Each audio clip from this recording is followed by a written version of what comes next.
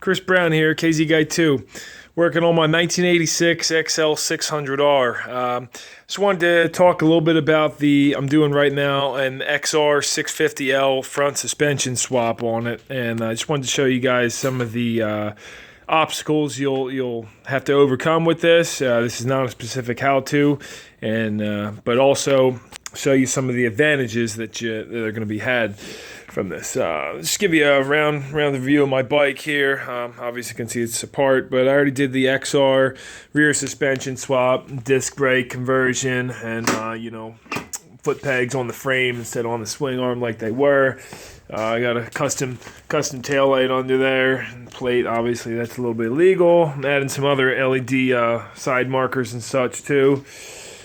So that's the bike. Got the Clark tank. Really like that a lot. And I already made a video on this before, but my nice cup holder. Love that thing.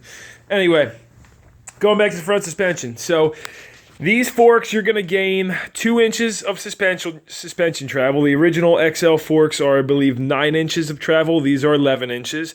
Both are air adjustable on the top, but these actually have a 16-way preload adjustment on the bottom. You got to remove this cap to do.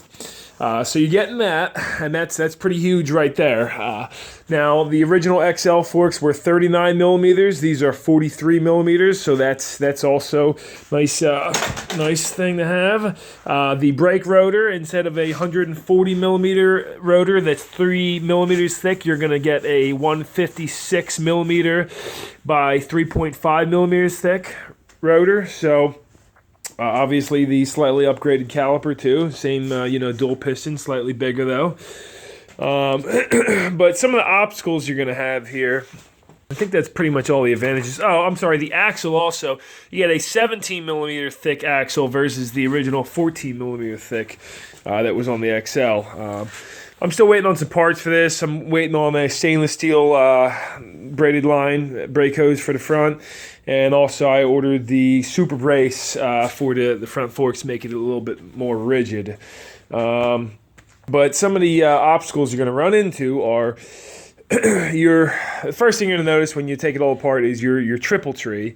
Here's the factory XL one. The gauges mount different. On the XR, you have 2 mounts right here and here where the gauges mount to. On the XL, you have, I already cut them off, but a bung here and a bung here. So basically all I did was cut those off, and obviously I got it pretty much together now, but if you can see, I aluminum welded those, onto the frame there. So there you go, there's one too, and repainted that. I used a spool mate on my Miller 211, and I tell you what, I haven't done much aluminum welding, but I was going through tips like hell, trying to get that right. But got it all good and cleaned up, and it's on there nice and structurally sound. So that's going to be probably the biggest obstacle, really.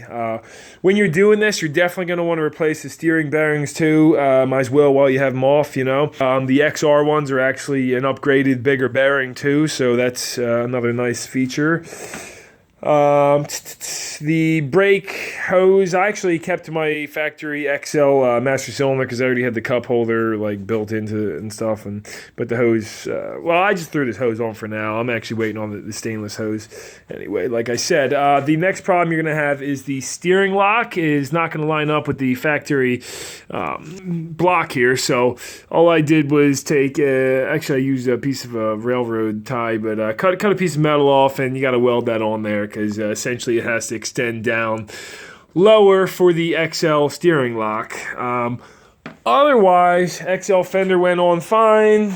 You're going to need the XR wheel too, because of the difference in the axle and the brakes and such. But I got this whole front end for basically nothing because I picked up a junk bike and I just kept the suspension off of it. It was a pretty beat up bike. Cheap. It was on Craigslist. I picked it up, parted the rest of it out, and yeah, so this is what I got. Anyway, if you got any other questions about the bike or doing the XR swap in the back, let me know. I can do some videos for you guys. If you have any specific questions, I can just answer them. I did have to, you got to extend your kickstand when you raise the bike like this. This bike actually also, I installed a quick adjustable T-pin. You pop this out, and there's two bungs on top of or two collar sleeves I've welded on top of the original shock for doing the rear suspension on this, and so you have a two-way adjustable height suspension in the back. Basically, it's pretty awesome. I love it. And you can do it on the fly, and this is held in with a spring, so it hasn't failed yet. It's been on there for a little bit, and it works well.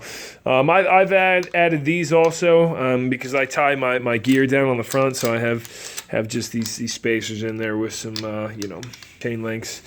Otherwise, yeah, any questions, feel free to ask. Give me a thumbs up if you liked it, and thanks for watching, guys.